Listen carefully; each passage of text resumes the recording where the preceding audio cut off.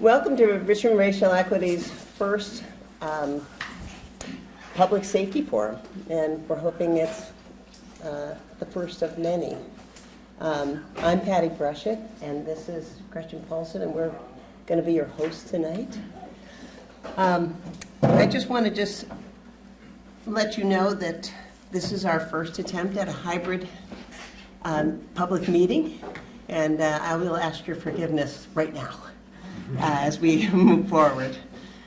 Richmond Racial Equity formed after the murder of George Floyd in May of 2020, and a group of Richmond residents got together to sort of ask themselves, so what is racism, or is there racism in Vermont?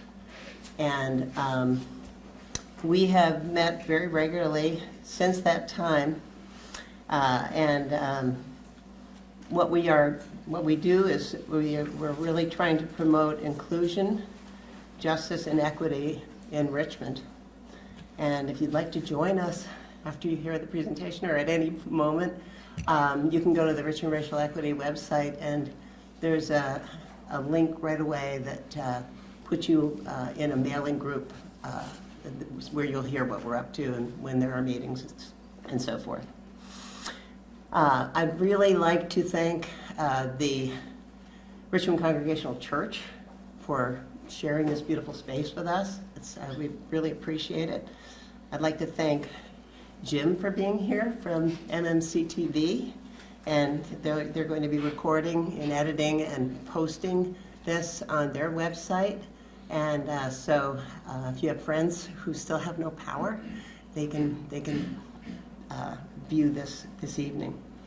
A couple little housekeeping things. I wish people could turn off their cell phones if you haven't already. If you are a Zoom participant, we'd appreciate it if you would turn off your mics, and would you please turn on your video, because what we're hoping to do is have a community conversation. It would be just really great to have everybody join us and see your faces. We're going to end tonight at around 8 o'clock, but with a formal Zoom thing. And then we'll have an informal time where we can ask more questions. You can chat with each other, chat with the chief or Josh or any of us. We've got a lot of treats over here. And then we will close the place down around 8:30. So finally we get to the program. Tonight is, I don't know if you realized it, but tonight it's your opportunity to ask questions. So I'm hoping that you've come prepared to ask some questions of the chief and Josh about this new arrangement that we have with Hinesburg, as well as just policing in general in Richmond. So be thinking about that. On your seats, I've left a survey.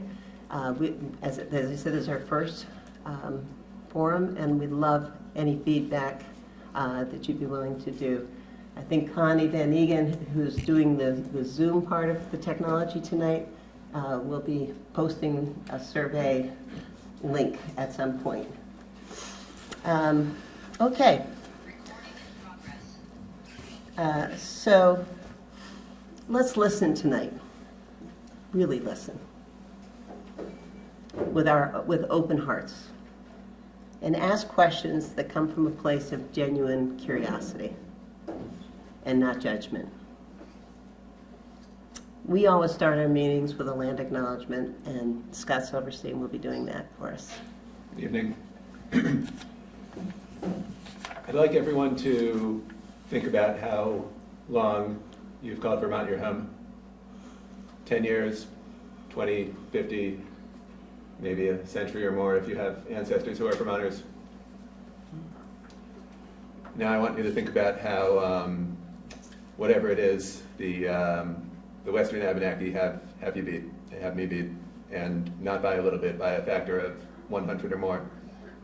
12,000 years they've been here. Think about that the next time you're scoffing at an out-of-state blade. Like the Europeans, the Abenaki have practiced agriculture for a very long time, and they observe the new year in midwinter while the earth rests. We're going to see a new moon tomorrow, known as Alamikos, the greetings maker moon. And during this time, it's customary to think about what is missing or what is incomplete in our community, and then to greet old neighbors, old friends, new acquaintances, with the mindful goal of addressing that disconnect. So let us follow that tradition tonight as we greet our new police chief and talk about our vision for public safety here in Richmond. Thank you. Back to you, Patty. Thank you, Scott. Appreciate it. I'd like to welcome Josh and Chief Cambridge, and I so appreciate you sharing your time tonight to be with us. Town Manager Josh Arnson, in case you can, so, lives in town with his wife Tara and their 2 children. Tara is Richmond's representative on the Mount Mansfield School Board. Josh manages our town business and staff. He's also the co-president of Camel's Hump Little League. He's been our town manager for 5 years. Chief Anthony Cambridge lives here in Richmond with his wife Amy and their 4 children.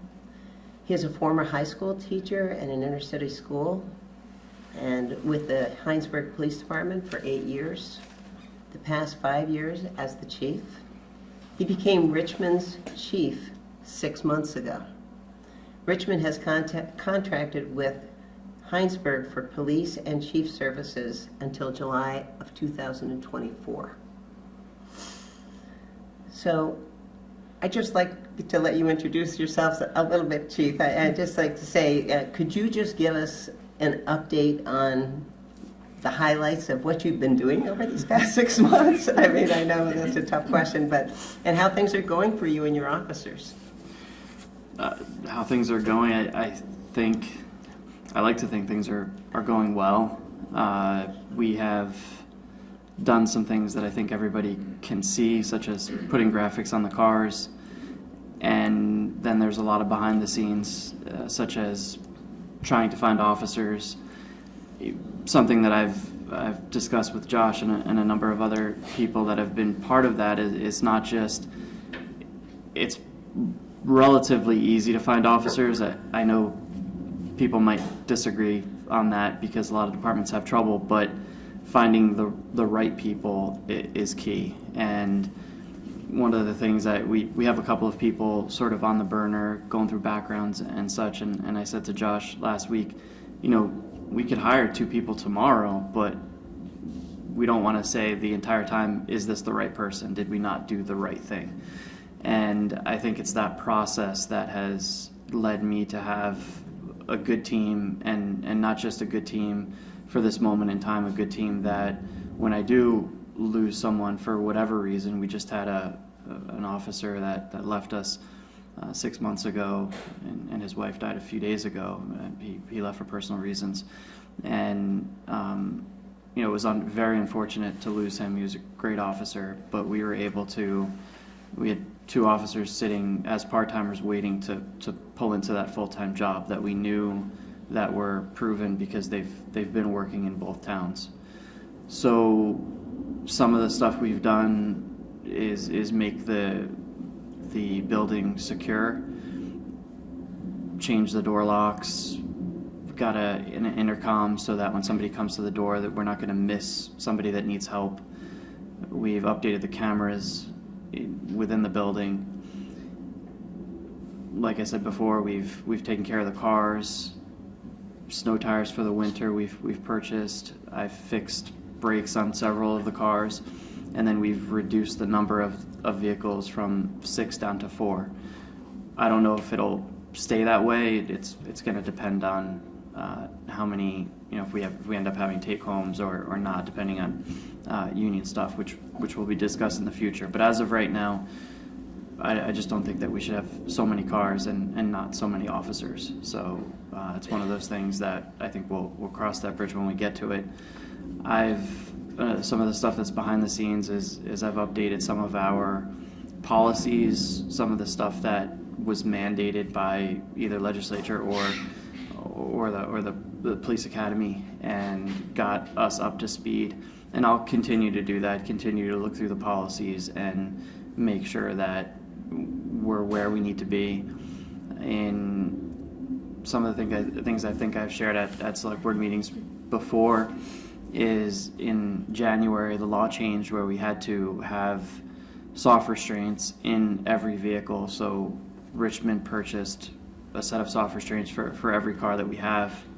And we're currently in the process of ordering not just the equipment that we need, but the right equipment that we need to do the job. I think it's important to give the officers the tools that they need to succeed. And there's a bunch of other stuff. As I think of it, I'll say it. But Okay, great. So it's open to you. Who has the first question, either online, on Zoom, or out here in the audience? Yeah. Could you say your name and try to speak up real loud? Lisa Miller, right here in Richmond on the select board. How hard is it, you think, to recruit officers? I've heard a lot of employers say, the first question they ask is, well, how's the housing situation? What kind of answer do you have for that? I mean, what kind of an impediment? It's hard to find a house in Richmond. Is that an impediment towards hiring the people that you want? Or do people just, they're willing to drive maybe 20 miles to find a place? Or what do you think about that as a burden or a hurdle or not a problem? so is housing a problem for officers? Yes. Is housing a problem for recruiting and hiring new officers? Yes and no. I think if somebody wants to be up here, they're going to be. We had an officer that was in Bennington, working for the Bennington County Sheriff's Department, and he decided that he wanted to be in Hinesburg, and he ended up getting a trailer that he lived in at a campground until it got cold, and he could, those few months that he was up here, he was trying to find a place to live. So one of the things I don't want to do is take shortcuts, and there's a number of different shortcuts that can be taken. One shortcut is not doing a thorough background, relying too much on if you like the person or they pass their polygraph. Good background investigations produce good officers, but also not taking shortcuts on, yes, the person lives 2 hours away. If somebody lives 2 hours away, it doesn't matter how much you like the person, they're not going to be a good fit. That's 4 hours out of their day. It's tough enough. The policing is a tough enough type of job that you don't need to add 4 hours to every day that an officer is not being paid for. So it's things like that I say are shortcuts that we just don't need to take. I could probably reach out to several agencies across the state that I know, because they're not in Chittenden County, that an officer would be making almost double, and unless they're going to be within range of them being part of the community, it's just not worth it.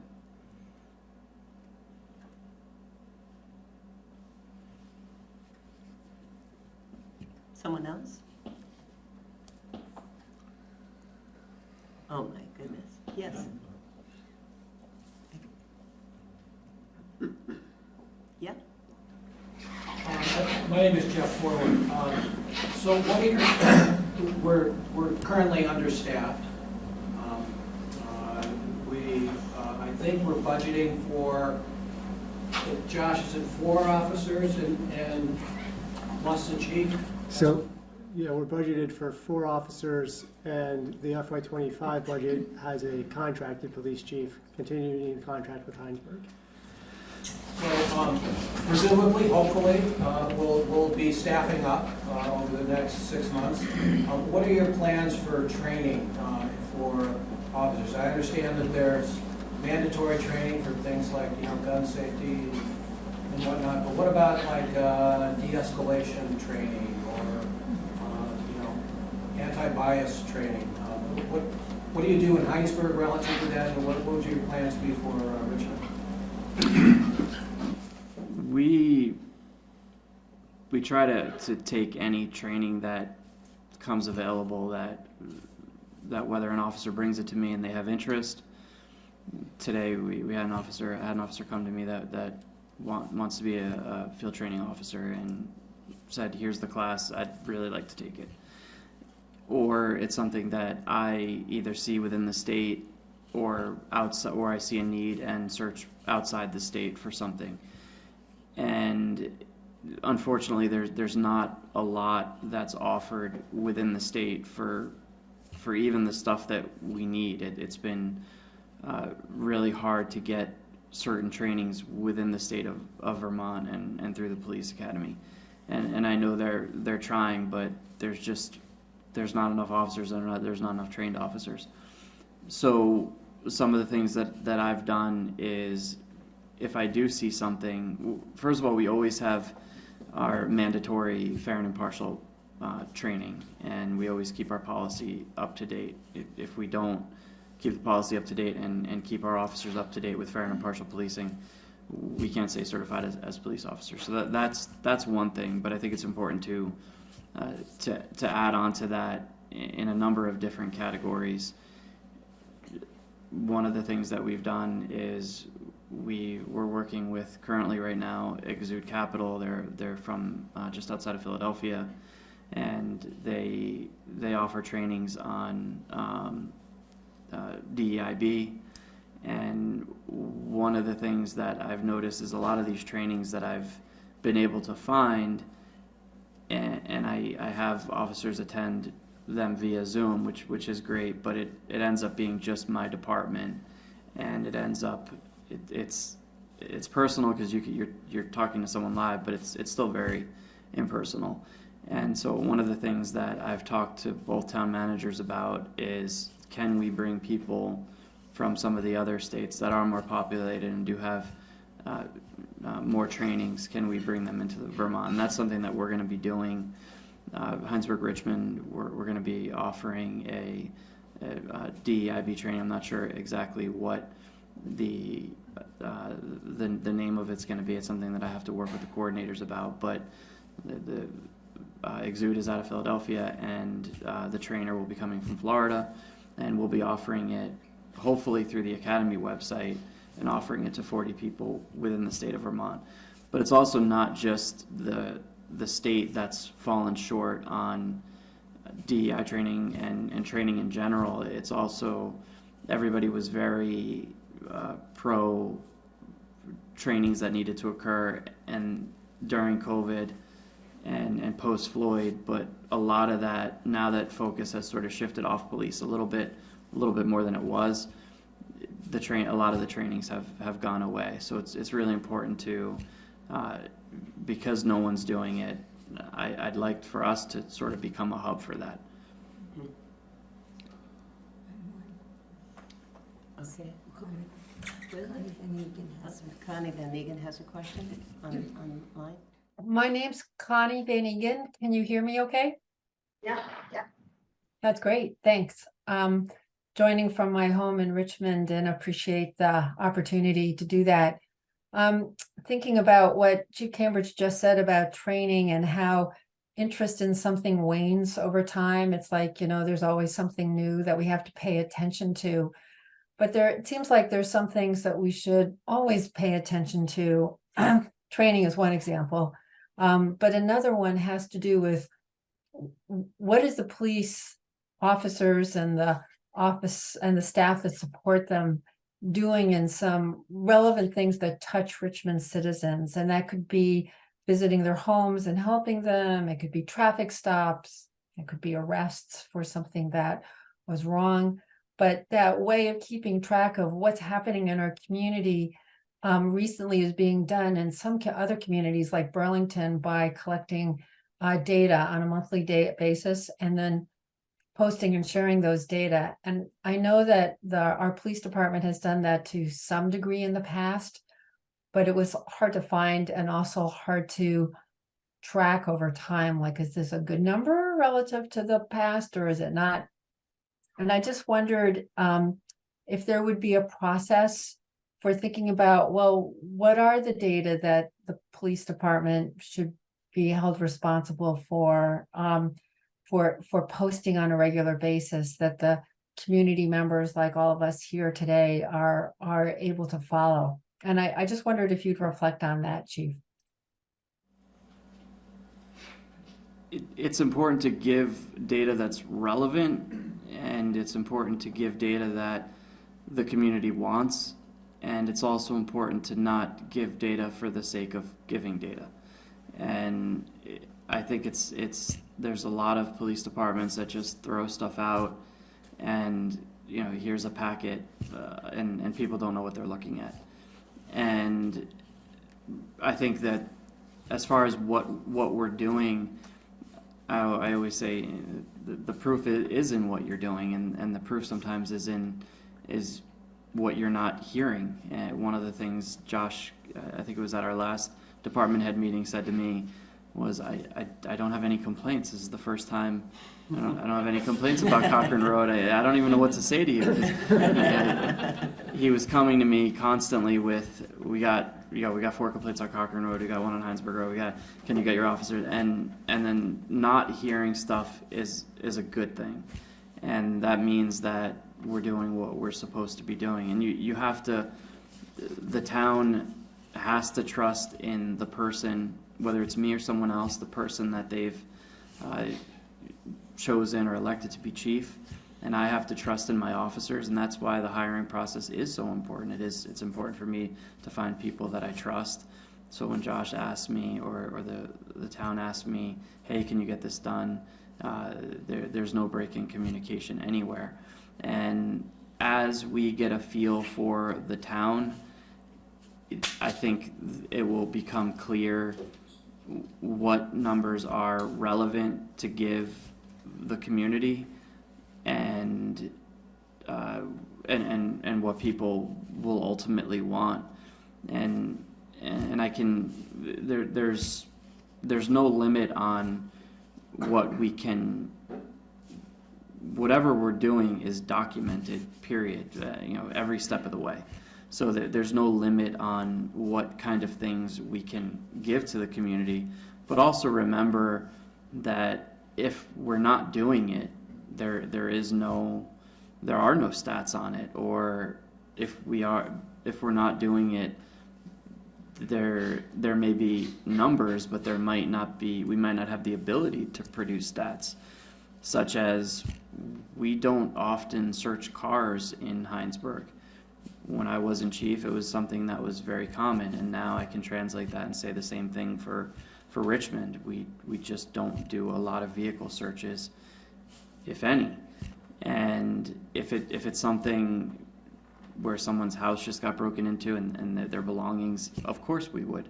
But we're not out there fishing, there's a broken taillight and we're gonna pull somebody over that's not what we're doing. Everything that we're doing there's a reason for searching a car or getting a search warrant on a house, and because we don't have high numbers of those things, it's what would I say to the town? We've done 0 for the year of 2023 as far as vehicle searches. I can't give you stats on 0. It's the same thing. It's a conversation I've had. I brought it up at a select board meeting. I've also had the conversation with Josh. Our numbers of non-white vehicle stops are so low, and this is something people just don't realize. Our white traffic stops or what we perceived as white, which were mandated by law to write on our tickets, is well over is the majority of our tickets. So if we wrote 2,000 tickets that year, almost all of them would show as white, and usually it's 3, 4, 5 black. 6, 7 Asian, depending on the year. That's not really, those numbers aren't something that we can produce stats on. You just have to look at every year and say, okay, 2018 was 4, 2019 was 7, 2020 might have been 3. Is the number jumping to 50? If the number's jumping to 50 or 100, and before it was 3, 4, 5, that might be something to look into. We're going to see a problem there. But again, that's something that we have to look at in real numbers, and that's something that I am always paying attention to. I think it's important for a chief to constantly look at numbers and make sure that there is no drastic fluctuation. But again, there's just not, when it comes to stats, you have to make sure that you're producing the right thing, that it's not deceiving. If I took a certain demographic group and there were only 4 traffic stops on that group and all 4 of those people got a ticket that year, it would show as 100% of that group. That's not fair to do stats on, or if it was 2, it would be 50%, or 125. You know, whatever way you want to slice it, it's still not an accurate depiction of what's going on. I wonder if we can give the chief a chance to have a little sip of water. Thanks. And I think that some of your officers are here, and I'm going to put you all on the spot for 1 second, just a little quick second. And I wonder if you'd introduce yourselves. I haven't known the name of, well, that's not true. I've known the name of like 2 officers over the last 15 years. And I would love to know the names of each of you. So I wonder if each of you would stand up and just introduce yourselves. I'd so appreciate it. I'm Jeremy Holsoff with Hinesburg PD. I've worked with Anthony for over 9 years now, with Hinesburg for 9+ years. Great, thank you. My name is Officer Andrew Thomas. I've worked with Cambridge for about a year and a half now. I've been in Vermont for about 4 or 5 years for school, and I just recently moved to Jericho. Great, thank you. I'm Officer Nick Labonte. I've been working for the chief for about 6 months full-time. I did come over from the Chittenden County Sheriff's Office, and I am a resident of Jericho as well. Great, thank you. Go ahead. My name is Martha, and I was just curious if you could give us a general breakdown of what an officer's day is like. You know, how much time in the office, how much time doing traffic work, how much time maybe just is afforded to them to be in the community and meet people. Just wondering what that's like. It's, I would say that the breakdown is approximately 60% out on the road, and what they're doing, it's all different things, and it's the same thing. It's another, the rest of that would be in the office, and again, many different things.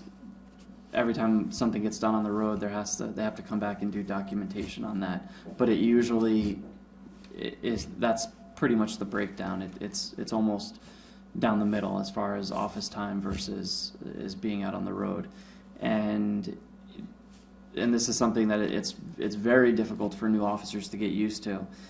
They go out and they want to conquer the world and help everybody and do all these great things, and then they quickly realize that, you know, everything they do, there's an equal opposite to that, and it's 5 minutes of interaction could be an hour plus of documentation. And then it also depends on what's going on. In the summer, we had in Richmond there was quite a few more sort of domestic issues, and there's I think a few mental health issues that was taking up a good portion of our time. Some people that were that ended up in Richmond that were homeless, houseless, that things that we hadn't really seen in prior years. Hinesburg was also feeling it, not to the extent that Richmond was, and things come in waves. That has sort of subsided a little bit, and now Hinesburg has been dealing with stolen cars, cars being found in Hinesburg and cars being stolen from Hinesburg. And we could get that for the next month, and then those cases take a very long time to, it's a very short time to figure out, believe it or not, figure out who the culprit is of things, but it's a very long time to prove accurately that the person did what they did. So those things do take a lot of phone calls at the office, a lot of following up, and a lot of documentation. Yeah. You came to the question I would like to ask. My name is Wafiq Faour. I live in Richmond. 90% or more of the calls comes to 911 doesn't have to do with the police work. As you brought up the question of poverty, homelessness, mental health care, including now even the court consider drug addiction as a health problem. Do you deal with organization to take over that instead of the police, even though they are the first responder, that you deal like with community center? And if you do that, can you provide statistics and yes, data, because everybody works on data, of the racial affiliation of some of those cases? Because on a place where non-white, they don't feel as treated equal, we want to find out if you are, instead of taking people to the court because of the police, to take them to community center to solve a problem, if it's domestic or what we talked about before. The second question, last week, Governor Scott mentioned that the crime in Vermont went 17%. Do you see the crime in Vermont went 17%? And what kind of crimes he was talking about? I think everything is going up, and it's starting, unfortunately, north of us. And for instance, I don't think 10 years ago I would have seen much, if any, burglaries or stores broken into in Burlington, and now it's become pretty common. And then with that said, 5 years ago I probably wouldn't have seen an armed robbery, and now that's become pretty common. And then it just keeps getting worse. I think there was about a year ago, a store was robbed, clerk was assaulted with a weapon, and it is getting progressively worse. And Hinesburg and Richmond we are now really starting to feel the effects of some of the things that are happening north of us and within the state. We have traditionally sort of been islands where we were missing a lot of the stuff, particularly because we have police departments. There's a lot of things that will happen in Huntington or Starksboro or some of the areas around us that don't have police departments, because if a car gets stolen, it's much easier to dump it in Huntington, where you know their state police are probably not going to be, than in a place like Richmond or Hinesburg, where they do have a police department and you just don't know if you're going to pass someone that day. And then the other question, I think we work with anyone and anything and anyone that we can to get the job done. If someone's in need, we are going to call the Howard Center or the CJC or DCF, whatever we need to do to make sure that that person's taken care of. After that, we can go back and look at race data, but again, that's not every case that we do. Race is documented when we're entering the person's information in, but the primary concern is let's get the person help in real time. And then the other thing is we do what we do by what the state's attorney wants us to do. And that's something that our agency has really focused on and stuck to. And we have a list of things that Sarah George has mandated that we send directly to the CJC, and those things, without a doubt, are going to go there first. And so a lot of that is officers aren't looking at, do I want to do this or do I want to do that? Most of these things, if not all of them, except for maybe traffic tickets, if somebody wants to send a ticket to the CJC, most of these things are, it's already clear, it has nothing to do with anything except we know because we see it on the list that this is supposed to go not to the court. It's going to go straight to the CJC. So there's not as much opinion or officer discretion, I think, as people might think there is, as there was 5 years ago. My understanding is that officers get to decide about that, though. Like, so they have a case and they can say, I'm not going to do anything with this case, or I am going to send it to CJC. And that was an understanding that I had, that they don't have to. Is that correct? That they don't have to send it. They, you know, a crime might can be committed, and they will go, well, I'm just not interested in the CJC. That's not an organization I really care about. So I'm not going to bother filing it, since I'm not allowed to do it as I'm not allowed to forward it on to the district attorney.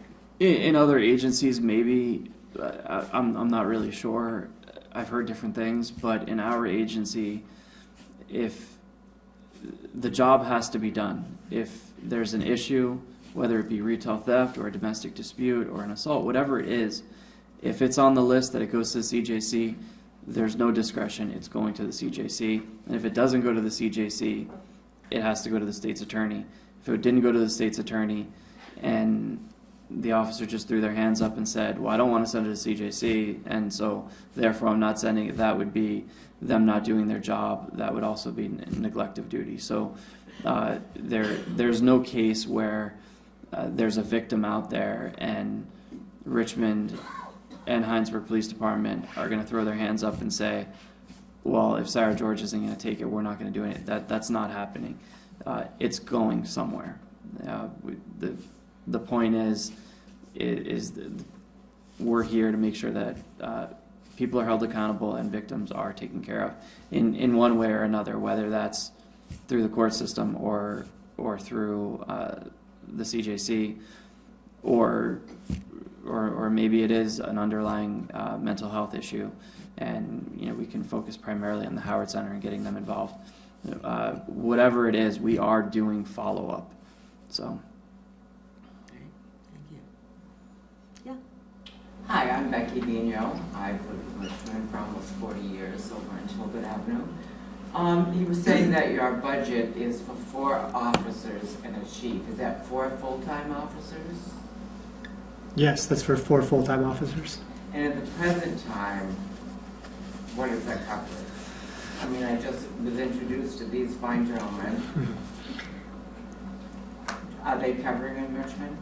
Right now, yes. So right now it's important to remember that we have one Richmond officer that is currently on military deployment. So we don't, talking about those 4 officers, they exist in the sense that we're budgeting for them, and we are currently in the process of trying to fill those slots. But as of right now, the way our schedule is set out, we're depending on the Hinesburg side to cover, with coverage of those hours, which for the most part is between 7 and 11 p.m. at night, where you're gonna call whether either 911 or, unless we get so short that if we were to go down to 1 officer, a lot of times we're still covering both towns, but I don't force the officers to. If there's only 1 on, I tell them if you don't want to cover both towns, you don't have to. So, but with that said, myself, the sergeant, we're a phone call away where we're going to come and help if somebody gets into something, so that they're not alone. So that's another benefit of being so close, that I wouldn't be able to do that if I lived in, I don't know, an hour away even. So. Well, I've lived here, like I said, almost 40 years, and I've seen several police departments and chiefs. And I've always enjoyed them, and I love the presence. I've missed it. And I used to personally know their names and, see them at the restaurant and whatever, hey Joe, whatever, hey Bill. I'm missing that because we haven't had that for quite some time. Well, I hope that we have the officers that have been here and patrolling have been able to get some of that done and start to get to know the community. And as we hire for Richmond, I think it's only going to get better. I'm going to be able to fill more gaps in the schedule and have more times where there's not only more than one officer on, but more than 2 officers on. So again, as we move forward, those things are important to me as well. So do you think when you get all the officers that you need, that there'll be obviously further coverage, hours of the day? Yes, there's still, one of the big questions that's going to come up is going to be, do we want to expand into the 11 p.m. to 7 a.m. slot? And that's going to be something that, do we do it by on-call? If we do it by on-call, what are we paying? And do we have officers close enough where they're able to be on call? That's something that we focus on when we're hiring. And then it's going to come down to, what does the community want? What does the town manager want? What does the select board want? I would never want to force a community and say, hey, we need a 11 p.m. to 7 a.m. shift, and the perception is that there's tumbleweeds rolling down the street at that time. So another important factor that we would look at is what's going on at that time, and how important it is if there's a 40-hour slot that needs to be filled with 2 people, say Monday through Friday, for that shift, and there's only 2 alarms and a domestic on average during the week during that slot. How important is it to the town to have an officer that they know versus state police who know they do a great job? No, I'm not trying to say anything bad about the state police, but there's a lot of things that they just will not go to. So. Jay First, Select Board Chair. This question is one I kind of know the answer to, but I want to piggyback on what Becky was asking about. This is something I just like to have Josh and Anthony comment on, so everybody can be into the loop. In the situation that we hope to have soon for both departments of police staff, how do we see the relationship evolving after that point? Will there be cross coverage where Richmond may be patrolling in Hinesburg? What kind of resource sharing can we look forward to? I think, so what kind of resource sharing would there be once both departments are where both departments need to be? I think that the sweet spot would be approximately 3 officers, no less than 3 officers on every shift while both towns are being covered. And I think if both towns are fully staffed, it's going to be relatively easy. One of the things that will come up is, right now our officers are authorized to cover Richmond and Hinesburg. We'll have to look into what happens when we hire a Richmond officer.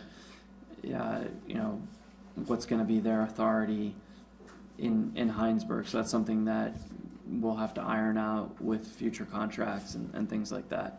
So, but as far as looking outside the contract, as far as from a a management leadership perspective, I don't think there's any problem whatsoever. It's actually going to make it easier having more people to cover. And then the other thing, going back to staffing, I'm always looking to fill spots even if I don't have openings, because I kind of always, that's part of the job, is to always be scouting other departments, other officers, people that may be interested, because you never know when you are going to have an opening. We like to think that we're going to have, I mean, I love my team. I'd like to think that I'm going to have all of them till I retire, but sometimes life gets in the way. You just never know. So it's really important, like with Nick really wanted to be, Nick, who you guys just met, he really wanted to work for Hinesburg, and I said, okay. He was working for the sheriff's department. I said, I'll put you on part-time once a week, and if an opening comes up, we can move you into a full-time spot. Well, we ended up having an opening, and because he was sitting there waiting for that spot, he was first on the list. But having that mentality that it's not just you throw your hands up and say, well, we're staffed, my job is done. It's never done. You're always out there looking, seeing who the best people are. Sometimes I see an officer from another department. I like the way they do things. I'm remembering that. I'm going to throw one more question. I'm going to ask Josh to kind of summarize this. Patty mentioned earlier the contract runs through 2024. And we had a discussion with the town of Hinesburg Select Board recently about the duration of the contract. Can you kind of summarize where we left that? Yeah, so the contract runs, I think, through the end of June 2024. And we actually, I guess I'll go back even a year. We started conversations with the town of Hinesburg last summer about Union Municipal District or somehow combining police services. We talked for a while in the summer and into the fall, and then Hinesburg embarked on a public safety survey and a big study that they were working on that I think actually just finished up.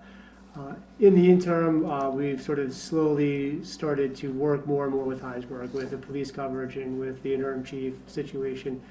We recently re-engaged with that Hinesburg team. There's a couple of select board members from Hinesburg, 2 select board members from Richmond, myself, their town manager, and the chief. And we continue to talk about where should we be going in the future here. Right now, we know this ends at the end of June, but I think both towns see this as working out really well. And as the chief was just talking about, as we staff up more, we can provide better coverage potentially to both towns and a better working environment for the officers and better services to the communities. So it seems as though there's appetite from leadership in both towns to expand that coverage or expand that contract beyond June of 2024. So we're continuing to talk about that. We're also right now in the middle of renegotiating with the union. So some of this does have to be concerned with the union. They are protecting their officers and looking out for their officers in Richmond. So there's still some discussions there, but I think the intent of both towns right now is to continue that and try to take this contract beyond. I think we talked about if we could do 3 years, potentially, something like that, to continue to work together and see what better service we can provide to the community. Bart has something. Bart, do you have a question? Yeah, I'm sorry I raised my hand and Josh actually addressed it. I was going to point out there's several vehicles in play here. There's the contract for chief services between Richmond and Hinesburg. There's contract for police services, non-chief services, between Richmond and Hinesburg. And then in the background, there's this other piece of the collective bargaining agreement with the union representing the Richmond officers. And there is currently an agreement. And as Josh described, we are engaged in embargoed negotiations on a new collective bargaining agreement. So beyond sort of the conversations, those are the legal sort of vehicles that are in play. And then I think it's fair to say, subject to the strategic plan, the release of the Hinesburg Public Safety Strategic Plan, which I believe to be truly imminent, like hours or days, I believe that we will resurrect conversations between town manager and select board in Hinesburg, town manager, select board reps in Richmond about the direction of our future collaboration. There's talk about regionalization, which can mean several things, from integration to collaboration. But I think we're sort of on a path towards a future that did not exist just a couple of years ago, if that's helpful. Thank you. Martha has a question. Martha? So in my professional life, I've had some very good experiences with the Howard Center Community Outreach Team, and I know a few years back we contracted with them for the town, and I'm just wondering how active they are going out on visits with officers, and are we still paying for that service, and how much is that happening? Because it's a question for both of you. Yeah, we call them. Our officers know that they can call them for any case that they would fit for them to come out, and it seems like things come in waves where we've relied on them heavily or semi-heavily for a short window, and then not so much, and then it comes back again. And one of the things that we've sort of noticed, and I think the Howard Center has recently, because of it, I don't think it was just us, but they've adjusted their hours to provide better service at better times. Because I think what was happening is, I wouldn't say all the time, but there was a good amount of time where we had called and they couldn't come out because they were already wrapped up with. So they're having their own as far as like filling time slots and getting people that will do the job and that they trust to do the job. They're having their own issues as well, and it doesn't help, unfortunately, that that if two calls come in at the same time, they're already usually on the northern. They're in the Burlingtons, and to come all the way south, we'll usually get them if nothing is going on in the north. So the answer is yes, absolutely. The officers know that they can utilize that service. The same. It's a tool in their toolbox, just like everything else that we have. And I think even if they're not able to be in person with the officer on a call, they are always there as a great resource. So even if we get a call over the weekend and they're not available, they're not on staff, they're there to follow back up with that person and help provide and connect them to other resources. As far as the contract question, yeah, we still do have a contract with them. I think we did maybe a 3-year agreement a couple of years ago, maybe in year 2 of that, and it's about $10,000 a year from Richmond. And in addition to support for police calls, that's also available to anybody in the community who needs to call and looks for some services. They occasionally do a pretty good job of getting some outreach on that, and we should probably refresh that to make sure people understand that resource is there through Howard Center. Yeah. I have a speed limit question, comment. As you may or may not remember, you loaned me in my driveway the cruiser a while back in the summer. Made an absolutely amazing difference in speed control. People hitting brakes, and it's almost comical. But my question is, it's 40 miles an hour coming up from Richmond to Phase Corners, I think, maybe beyond. It's 35 Hinesburg, but my stretch right in the middle is 45. So I'm just wondering, what dictates what number the note stays on? It's a speed survey, and basically usually we have an organization come out and they do averages, and they come up with the number that a percentile of the number of cars that are going through at a certain speed. And one of the things that I've really sort of pushed in Hinesburg is that it's not just based on that percentile, it's also based on other things, like are there bikers, are there joggers, are there houses, blind curves, businesses. Things change relatively fast, and even 5 or 10 years you could see a whole intersection or area really change. And although that may seem like a long time in the world of ordinances and things like that, it's not. So I think that it's important to constantly reevaluate and to really, as a town, sort of demand that this is where we would like to see certain roads go, and to never go the opposite way. When I took over as chief 5 years ago, there were a number of people that wanted Richmond Road, which is obviously the other end of Hinesburg Road, changed to 45 because Richmond side was 45, and I said, I was very clear that I'm not gonna have some kid run out in the street after a ball and get hit, and I'm the chief that raised it 10 miles an hour. So I think it's important to not go backward. And what I don't like about the speeds in Richmond is that there's a lot of areas where and this is something my officers have really focused on too, there's a lot of areas that jump from 25 to 45. And I don't think that's good for anybody. Anybody that gets a ticket in that 25 is going to automatically think that it was a speed trap because there is such a jump. There really should be more of an ease. And it's my opinion, if you're talking about Hinesburg Road, that whole stretch should be 35. So, from Hinesburg. 35 would be excellent from Richmond to Hinesburg, because everyone goes 10 over anyway. And it lends a little bit of consistency that if you're on Hinesburg Road, you're doing 35. I stopped a car yesterday, a truck hauling a excavator doing 65, and In a 45? it entered from the 45 into the 35.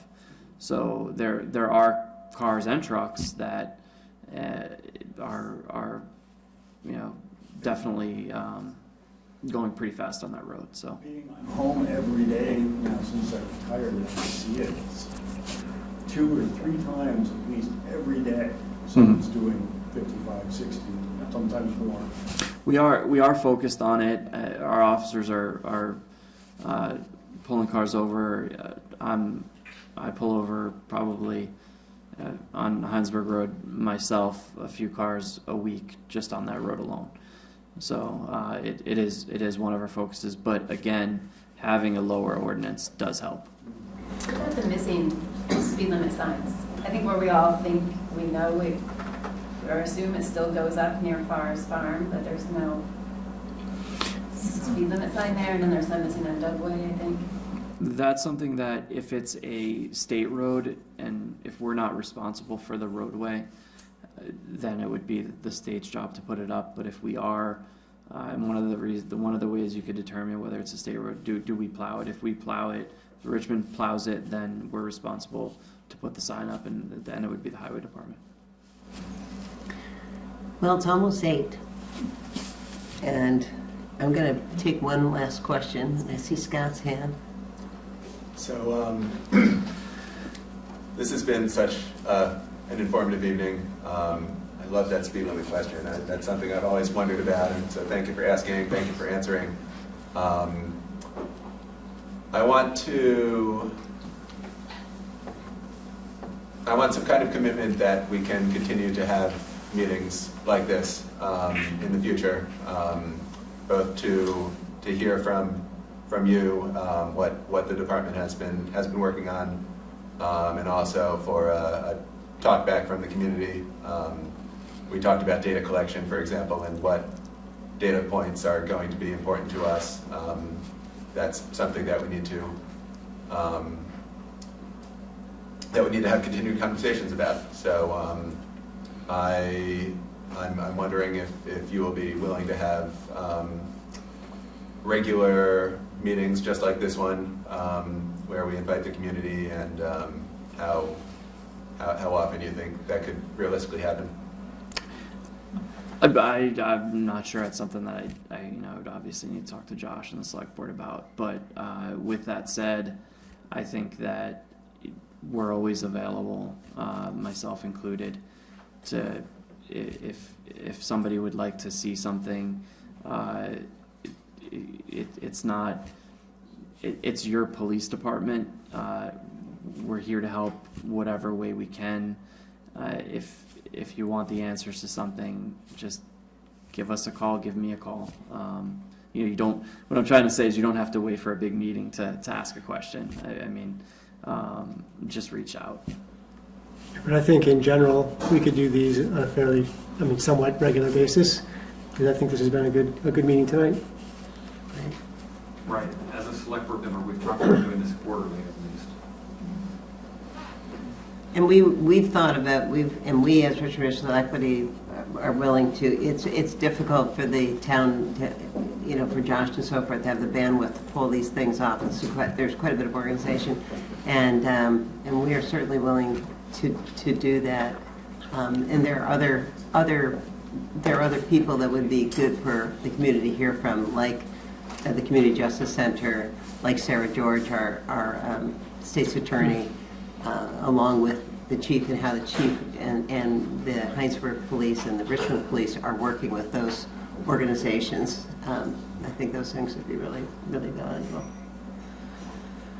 Can I ask a real quick one? I'd like to know what the chief would like Richmond to do to make his job easier. If there's Nope. maybe it's a long answer. There it is. I mean, moving forward, there's going to be some things. I think right now we, on the Hinesburg side, and all the cases are really being funneled through Hinesburg, including the Richmond cases. So it's really difficult that we don't have.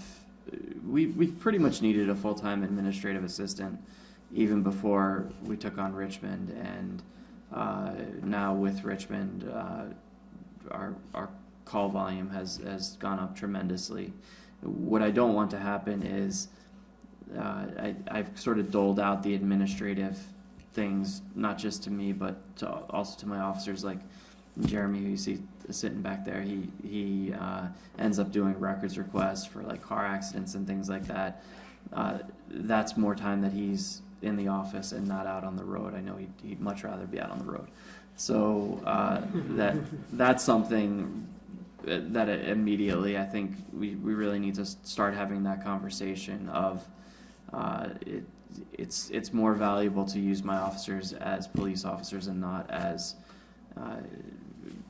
filing paperwork or whatever it may be. It takes a lot to, if we have a case, just a simple retail theft that has to go to the state's attorney would take, or even if we're sending it to CJC, we're still preparing it as a case. There's a lot of video footage and affidavit and all these things that sort of a packet that has to be put together to send off. We used to have somebody that did that. So, but other than that, I think the town itself has been very warm, welcoming community, and all of our officers have sort of said the same thing, that it really is great to work in Richmond, and it feels like every time I'm at town hall, somebody's introducing themselves and saying hi, and so I just want to thank everybody for that. It really has been nice being here, and also getting to know my town. I mean, my wife is here tonight. When we're in, when we're in stores and we're going places in Richmond, it's like we're starting to know more and more people. So I think that's great. Well, thank you for that question. And I'd just like to, I hope people will join us for our next forum. I have on all of your chairs, there is a survey. This is our first forum. We really would love your feedback about what worked for tonight and what would you change. We would love to hear that, and what topics and or people would you like to see at future forums. And that forum is also online for our Zoom participants, and you can just it's been posted in the chat. It's posted in the chat, and you can go right there and fill it out, and it will get right to us. Thank you so much for coming. I know everyone appreciates this, and thank you for coming. Appreciate it. Thank you.